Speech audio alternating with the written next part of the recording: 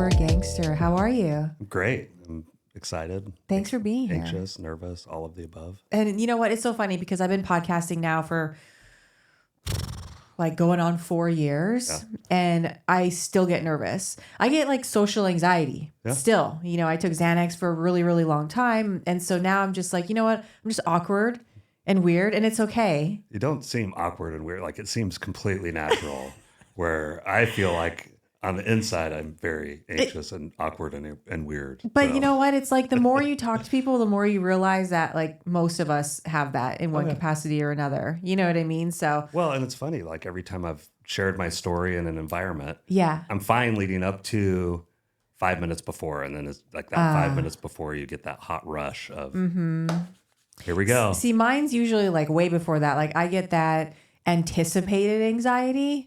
Like I remember one time I had to go speak at an event and that's one thing I really want to get better at. And it was at this convention and I was on the last day, right, that I was going to speak in front of all these people. So you were closing it out. You were the... And so like the whole time though, like all 3 days, I like could not be in the moment and have fun the way I wanted to because I was just tripping this anticipated anxiety. And then, but once I got there and got up and did it, it's like God just like took over and it was amazing. But I get that anticipated anxiety. It's one of those where you don't remember what just came out of your mouth. Like, when, at least for me, like when that moment happens, I feel connected. Yeah. I get done. I'm like, what did I just say? Yeah. What just happened? That's kind of like what that was like, because I had cue cards, right? Because I'm like, I'm not going to mess this up. And then I just started talking from the heart and it was just like something came over me. It was amazing. Well, and I had, friends, family, my wife, talk to me about what I'm doing here this weekend. And like I made an intention of not putting any sort of like thoughts or like I didn't want to stress out about leading up to like whatever happens. Whatever happens, that's what's meant to happen. Yep. Yeah. So Sober Gangster. Sober Gangster. How did that start? So this started I started the company 2-3 years ago. It's called on me for a long time. Okay. I've been in recovery for quite a few years. I've got to see what happens when I live out loud with my recovery. I've got to see physical evidence of it helping people. I've got to see people get sober through that. And, it's been something that's really been calling to me.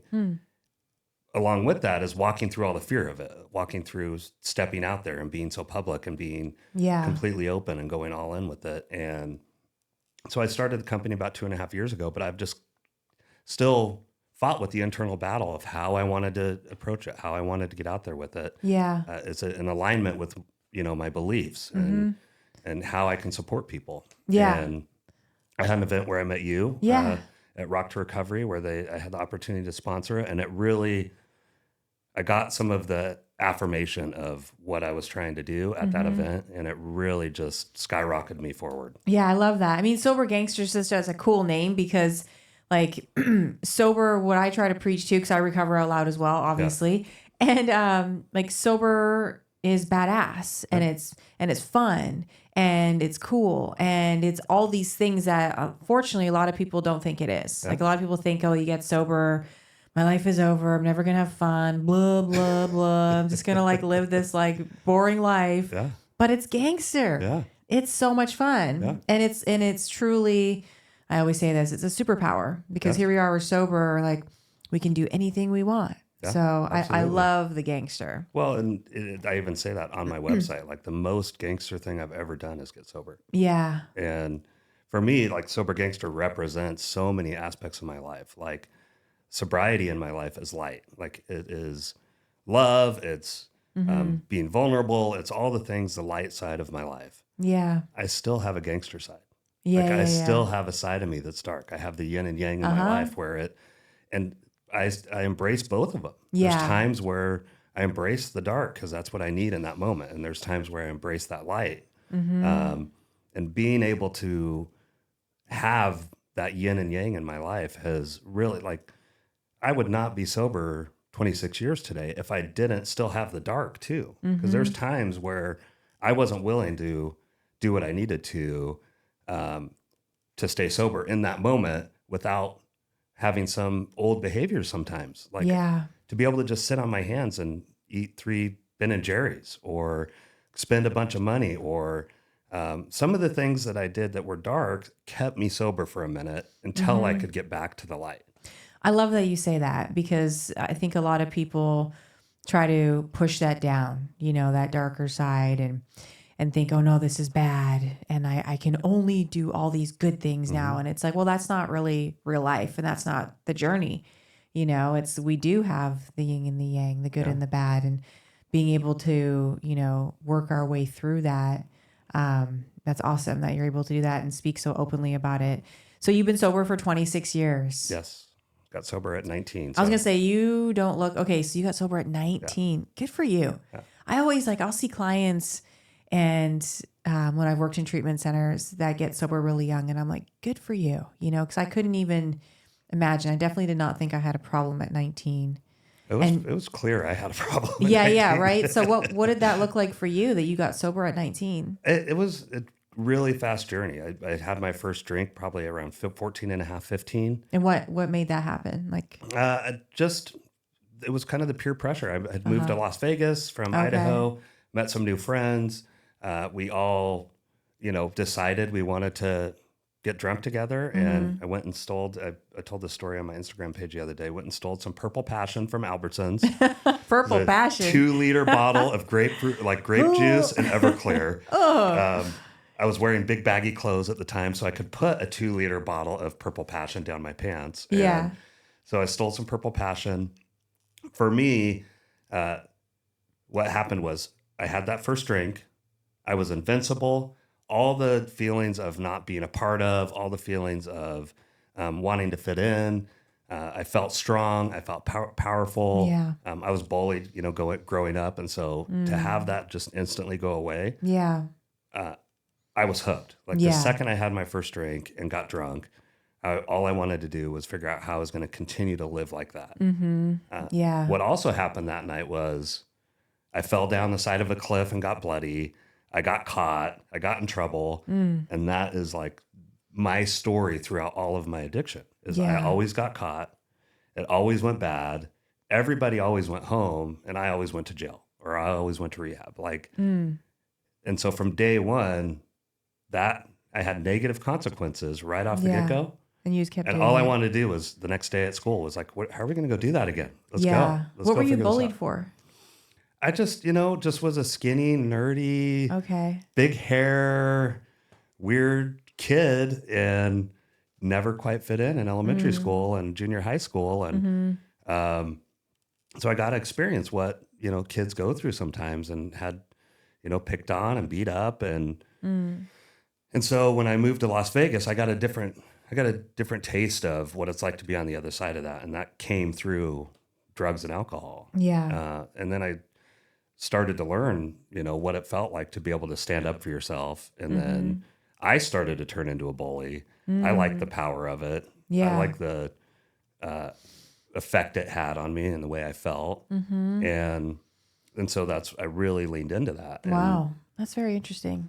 So it was, those feelings along with that obsession and compulsion, that was on me instantaneously.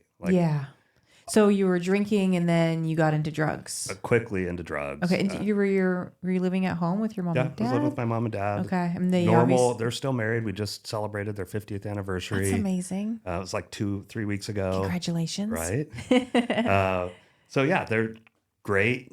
Were they like, what the heck is going on? It was from out of nowhere. Yeah. From out of nowhere. They're good kid that never even really swore. Do you believe in the, there's a few different stories about, not stories, theories, with the addiction gene.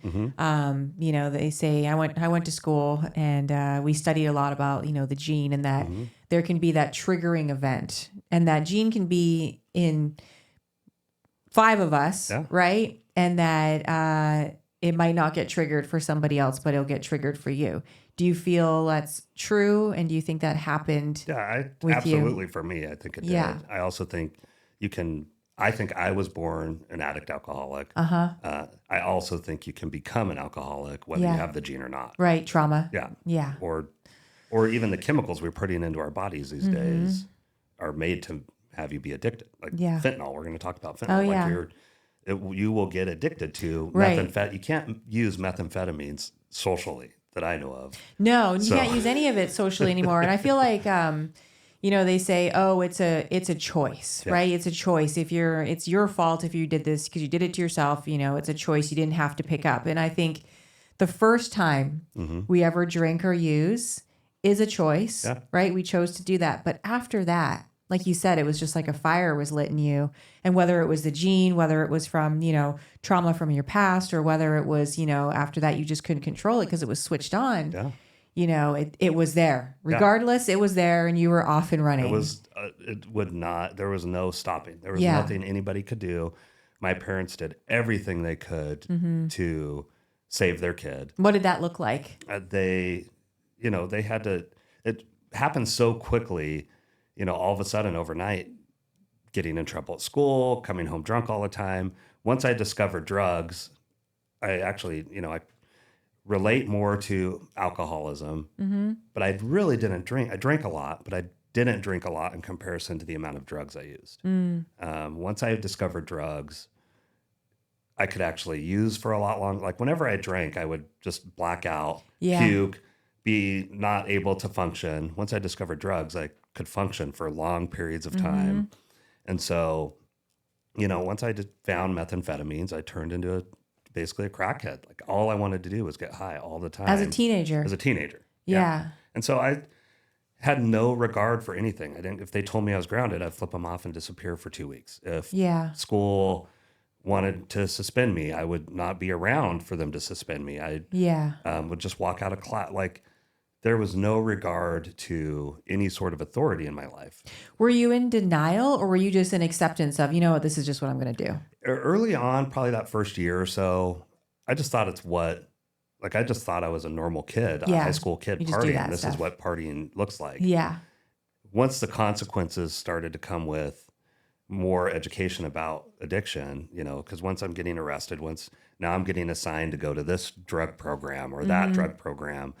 And then my parents started to try to get me involved with outpatient rehabs. Yeah. By the time I was 18, I was in 7 rehabs, I believe. Holy smokes. I escaped 3 of them. Bless your parents. That's their hearts. You escaped 3 of them, huh? Wow, that's impressive. If there's a will, there's a way. Right? And I probably spent more time locked up than I did in society. Like the only time I was safe was when there was a net over me. Like once I was in juvie or rehab, at least my parents knew like I wasn't out killing myself. Yeah. Like they were just waiting for the phone call every day of like, he's dead. Yeah. And thank God, fentanyl the way it is now wasn't around back then. Absolutely. I even say that for myself. And that was only 7 years ago because if it had been, we'd be dead. We would not be here. There's no way. No, I had multiple overdoses that I shouldn't have walked away from. I can't imagine if the drugs were like what they are today. Yeah. Like that's vastly different. Like when I smoked pot, it was dirt weed with seeds and stems you had to pull out. Now you can get it's crazy. Just even the type of drugs that are out there currently with just smoking pot can be so extreme. Vape pens that they're that's the whole thing.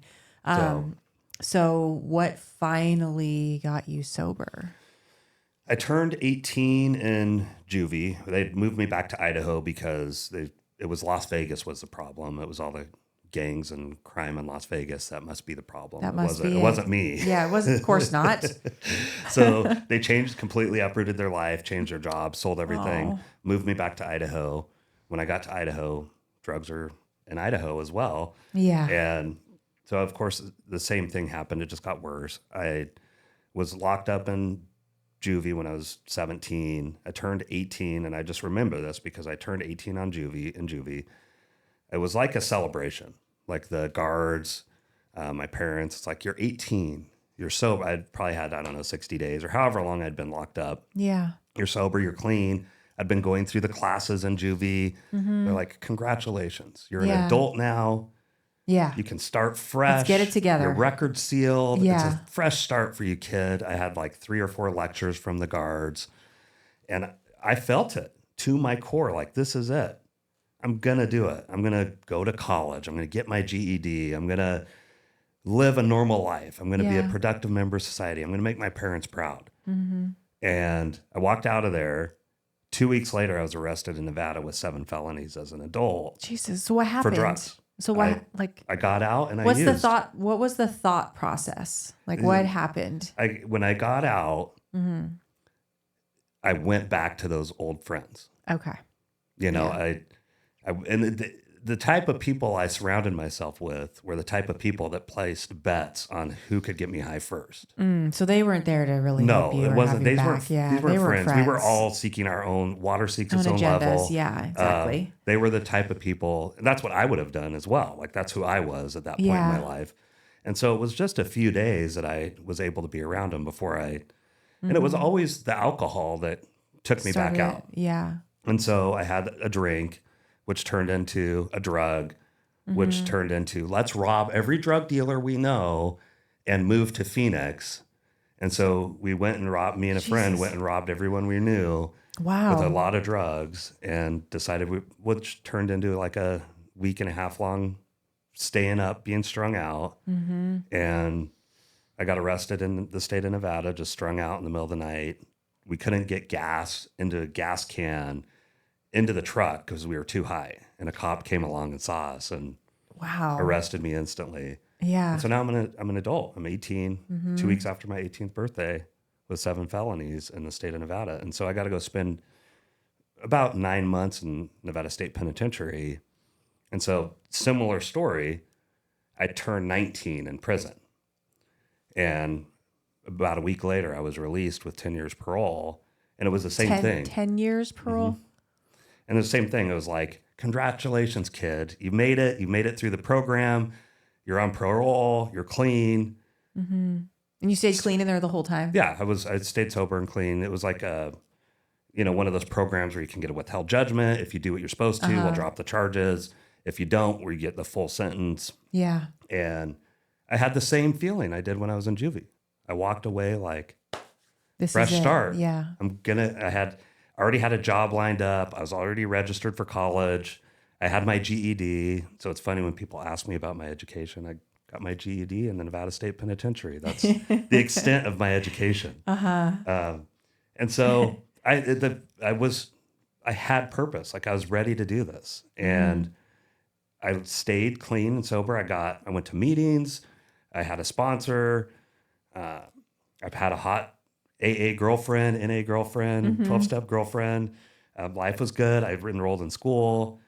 And one day, a friend, I'm still great friends with him. He's my question that, who's your best friend when you have to answer security questions? He's the name of that. So I've known him since I was 3. He called me up and he's like, hey, I'm going to a party tonight. Do you want to come? I'm like, I'm 19.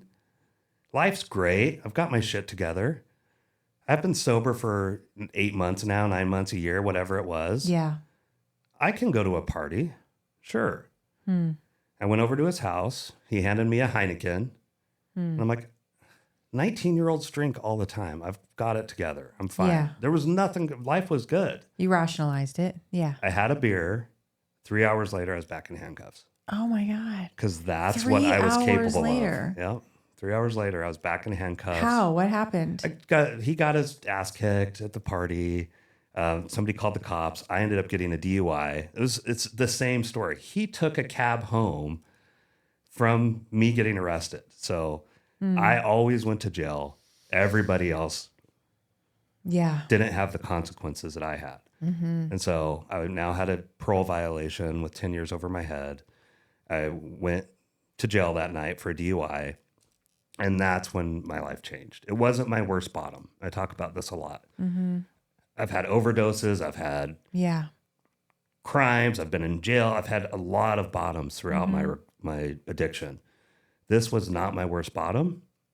It is the only bottom that mattered because it's the one that I haven't used ever since. In that moment, sitting in that jail cell again, I had one of those, like what people refer to as a burning bush experience. Like I knew I can never drink like a normal person. Yeah. I knew in that moment, like the voice was loud and clear. Like, you do not have the ability to drink like a normal person, and this is your only result you're ever going to get. Yeah. And I got bailed out that night. I went straight to my parole officer the next day and told him what I did. And he said, since you were honest with me, I'm not going to violate you. This is your only get out of jail free. Oh, wow. Okay. Because my life could have been completely different. 10 years. If he would have violated me that day, I probably wouldn't be sitting here with you. Yeah. And I got willing from that day on. And it's the only thing I've done perfectly in my recovery. Over the last 26 years, I have done everything you can think of wrong in recovery, other than that moment of my complete willingness and just not drinking, no matter what was going on. Yeah, I had the same experience because people always say, "Oh, what was your bottom? What was your bottom?" And same thing. Like there were so many things. I mean, I used up until like 37 years old. So I used for a very, very, very long time. I started at 12. You know, so long history with that. And overdoses, bottoms, situations where you'd think, "Oh my God, I'm never going to do that again." Yeah. But it was the same sort of thing. It was one of those just aha moment of clarity moments where I just knew there was no way. I was either going to get sober and stay sober, or I was going to die. Like there was no other option for me.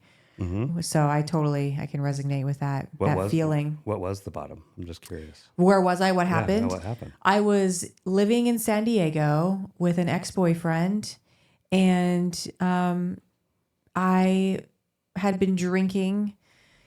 Long story short, my last like 3 years of my using and drinking, I had this amazing idea that I would just start drinking and then I'd get off the pills. Oh, yeah. It was all like pharmaceuticals for me.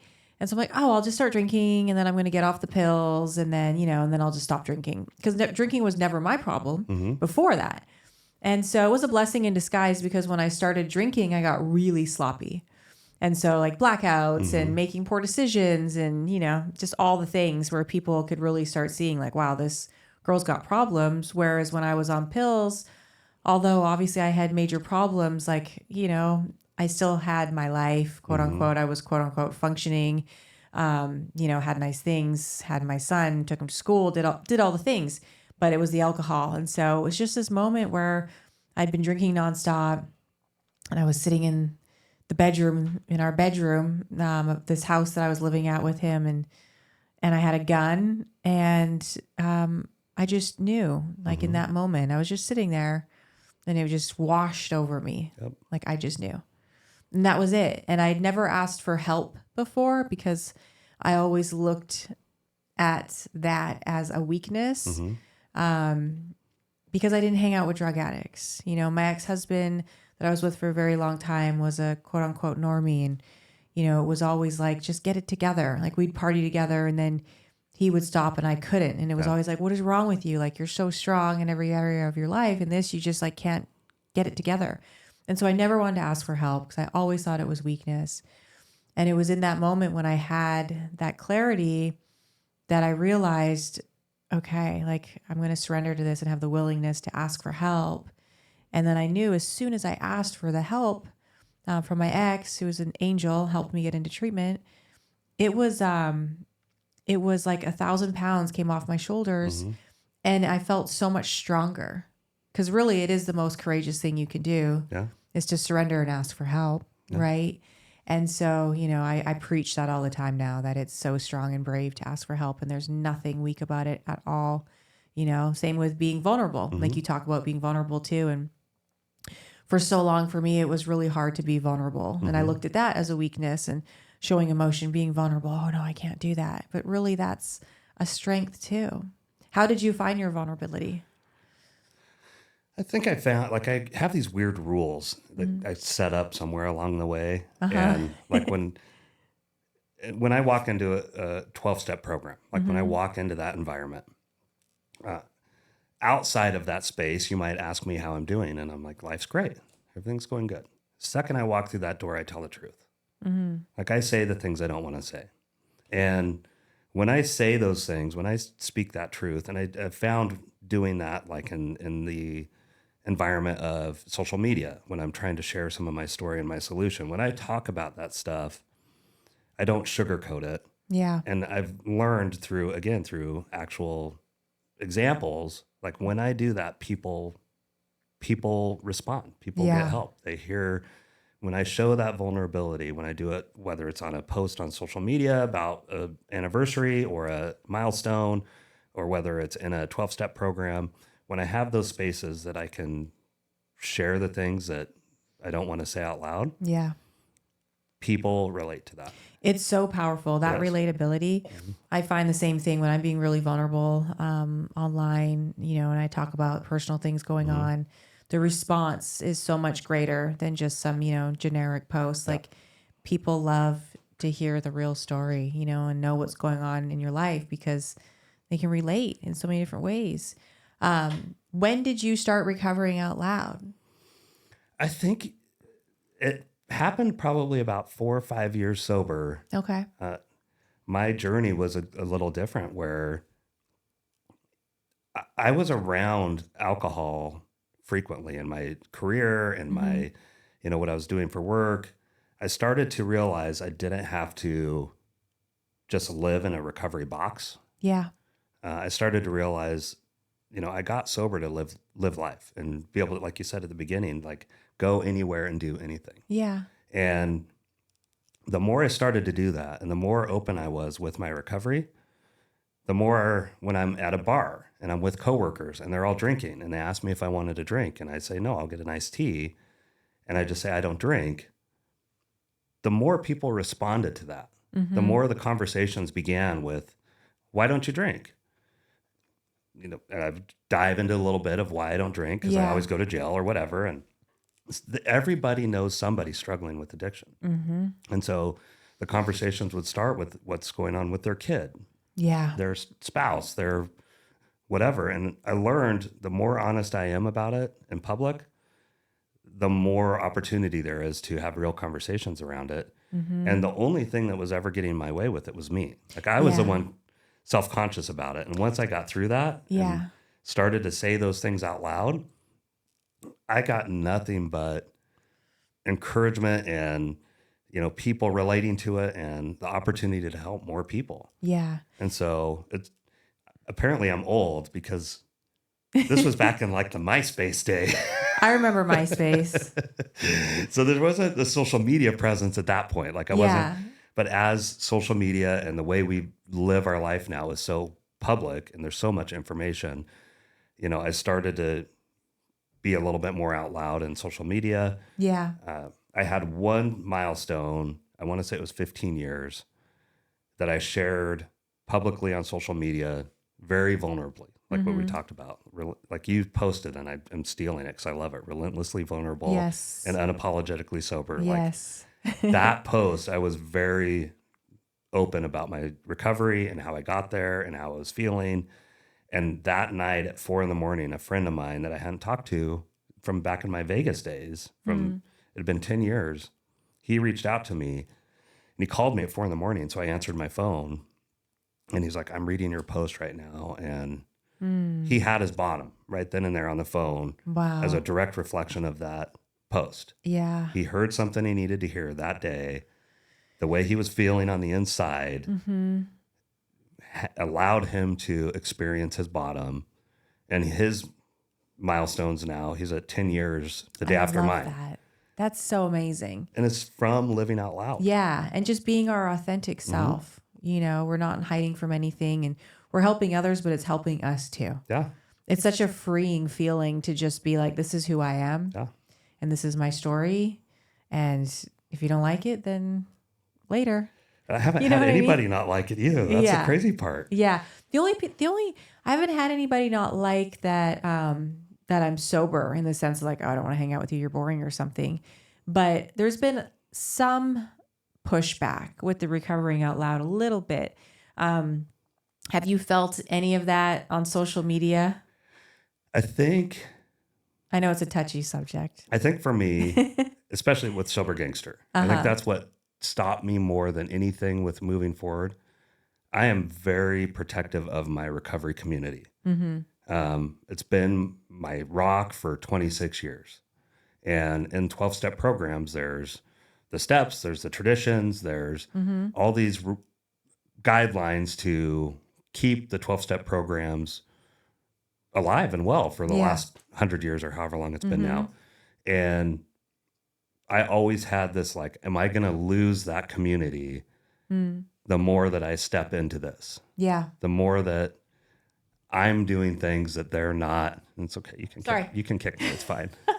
And that was my biggest, I think, hurdle with moving forward with Sober Gangster is the pushback more from like the traditional recovery community, the fear of what, how they're going to look at me, how they're going to, am I going to lose that? Am I going to lose some of that connection that I have? And I've experienced a little of that. Yeah. I think it's been more quiet judgment on the back end that I kind of catch wind of, or people falling off, like some of my followers that are close friends that, but I've also got a ton of support from it as well. Yeah. Yeah. So, I've experienced pretty much the same thing. So, you know what, to each their own. Yeah. We all recover in the way that works for us. You know what I mean? And I respect, you know, anybody in their space and their journey. But yeah, I get some of those messages too. Well, and I try to be very, like when we're talking, I refer to it as a 12-step program. Right. I try not to promote. I try to be conscious of the traditions and respectful of what they're doing. Not everybody finds what they need, especially when they're first trying to get sober,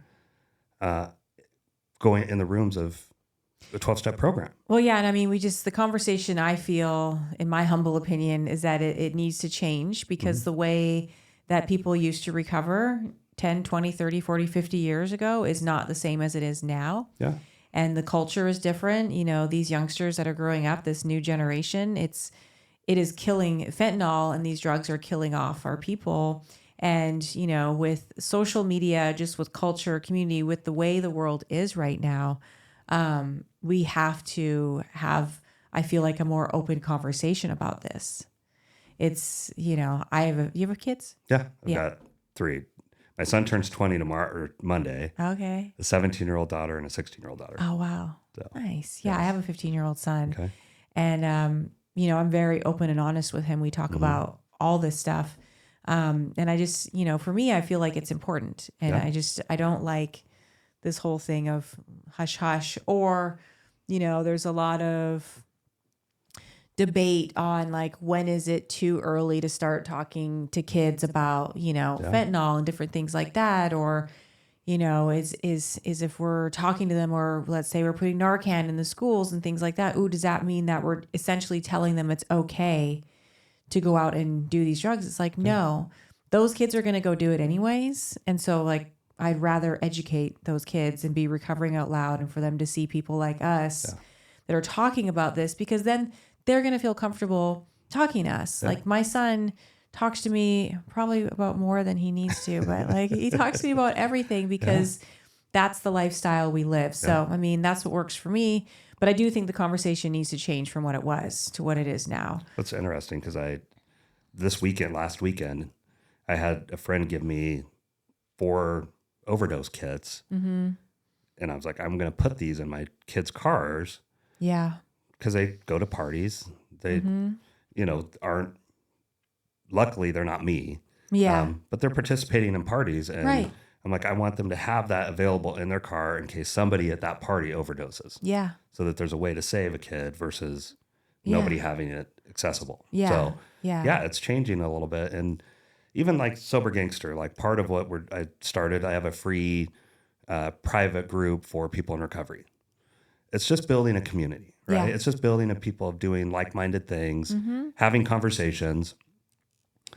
Those conversations turn into openness about maybe I will look into a 12-step program now, when I was not comfortable with one before because I walked in the door and, you know, I'm a beautiful woman. I walk in the door and there's 20 creepy old dudes in there, and it's just the wrong meeting, or whatever the reason they got a bad vibe the first time they went into a meeting and they refused to ever go back.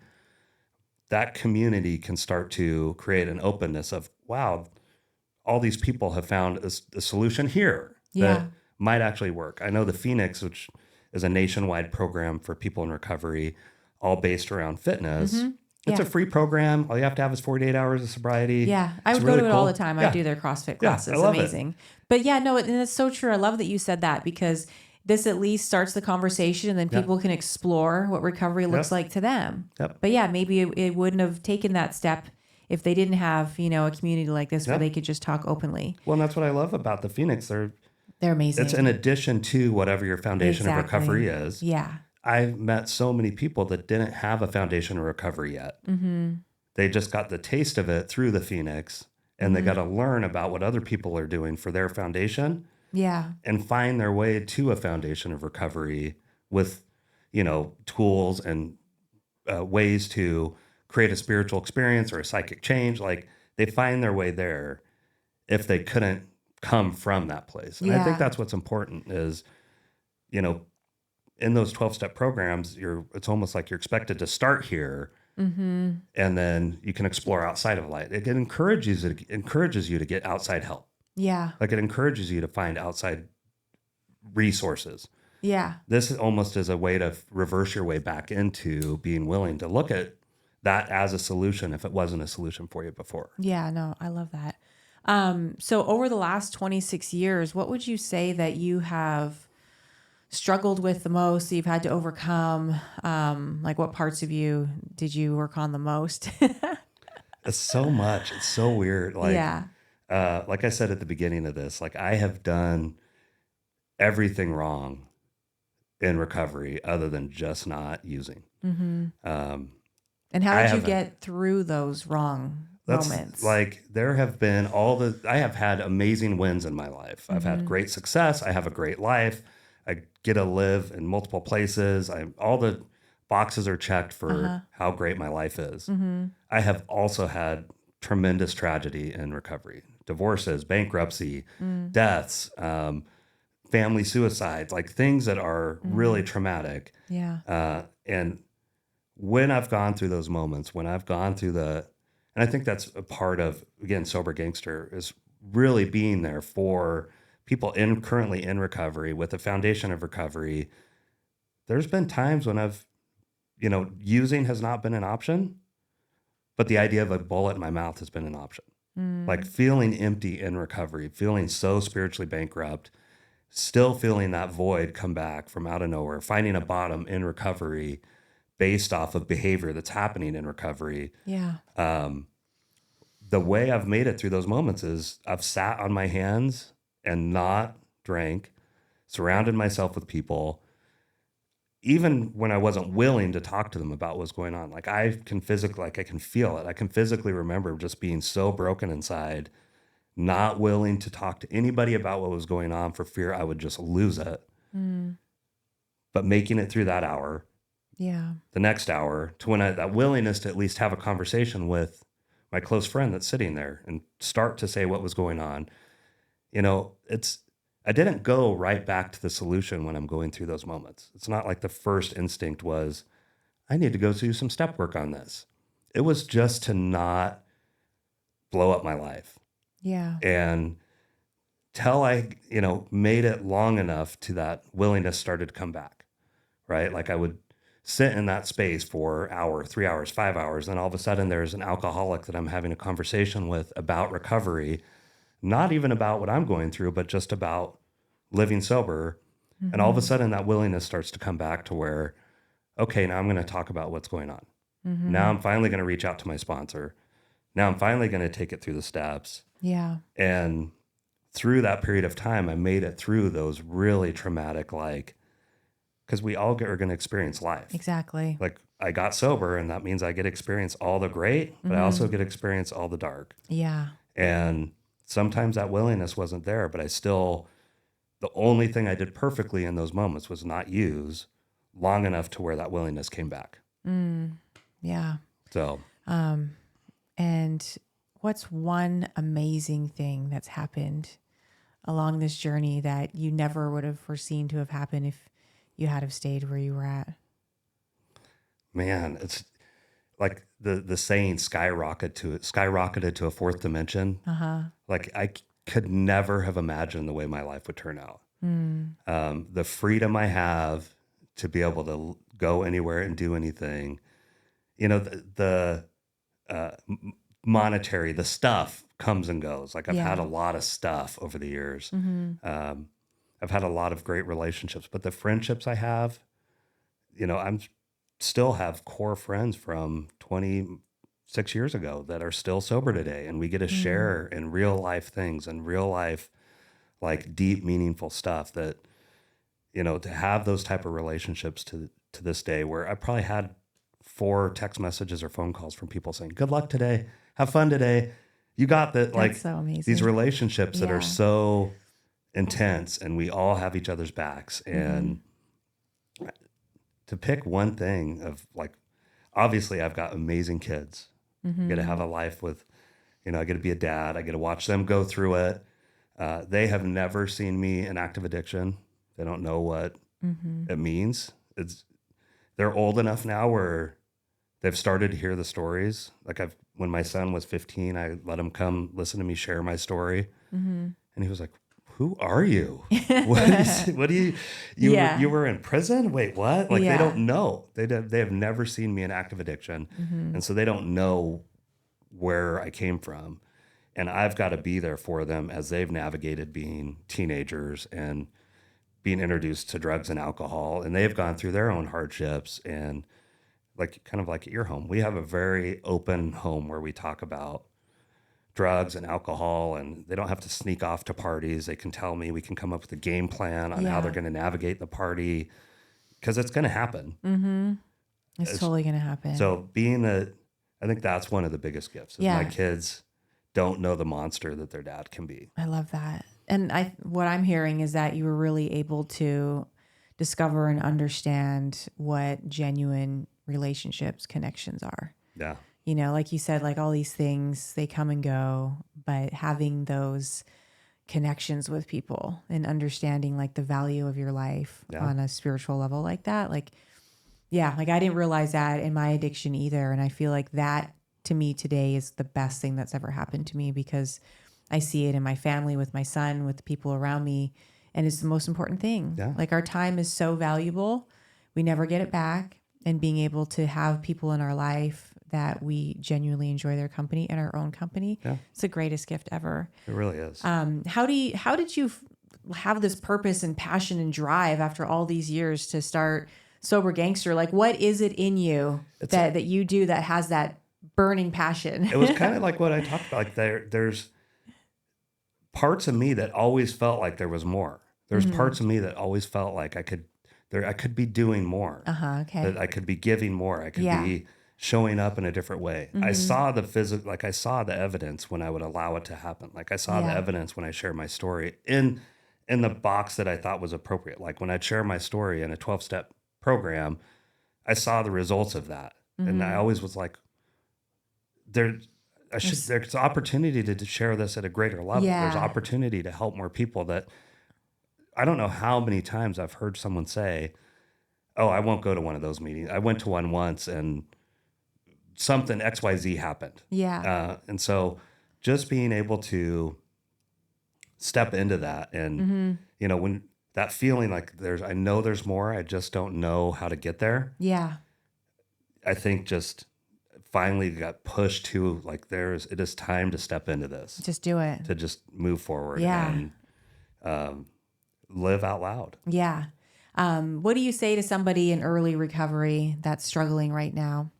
In early recovery, find your community, find your people, whether it's through free groups that are out there. There are so many opportunities out there through social media and the internet where you can connect with people until you get comfortable enough to connect with people in person.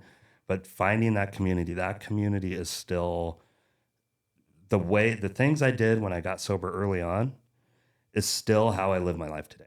Yeah. Like what I learned early on, it doesn't matter, in my first year of recovery, working with a sponsor, going through the steps and having that community and having a spiritual experience and having a connection with the universe, that has not changed to 26 years later. It's My obviously solution working. is the exact same as the solution to somebody new. Yeah. And that's what I would work when I work with guys. It's the same solution I show them, and having that ability to have that community that can help guide you through your recovery, to have that psychic change, to have that, like I have had that compulsion to drink and use completely removed from my life.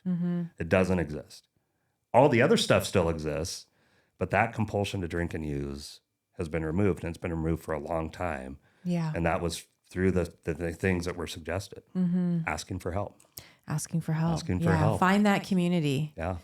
Where can people find Sober Gangster? You can go to sobergangster.com. All my links are on there. I have links under my Sober Solutions page. I even think I put Jenny's Sober Lifestyle link on there just so you can. Oh, thanks. They can find your podcast. Very cool. Thank you. But all my links for my free communities are on there. My Instagram page. They can set up meetings with me to do just free call to talk to me and talk about recovery. Yeah. First and foremost, regardless of what Sober Gangster is doing, number one is somebody looking for recovery. I'm always available to support them without any fear of trying to be charged for anything. Somebody was there to give me my recovery free. Yeah. And so I'm always willing to help the suffering alcoholic or addict. Well, I'll definitely be calling you because I get a lot of calls and I don't charge either. Yeah. I'm not a coach. But a lot of the messages will be for men. And I'm like, well, you really need to talk to a man. Yeah. So I'm going to put you Absolutely. on my list of men that I can give a number out. Yeah. We should throw a party one day. Let's do it. I'm thinking that'd be really cool. Let's do a big Sober Gangster, Recover Out Loud party. Yeah, let's do it. Yeah, let's do that. Well, thank you so much for being here. Yeah, thank you. You're amazing. Loved it. Your space just blows me away. Thanks. You matched too perfectly. I planned it. Did you really? No. All I'm right. not that quite put together yet. Well, thanks, you guys. We'll see you next time. Bye. Yeah.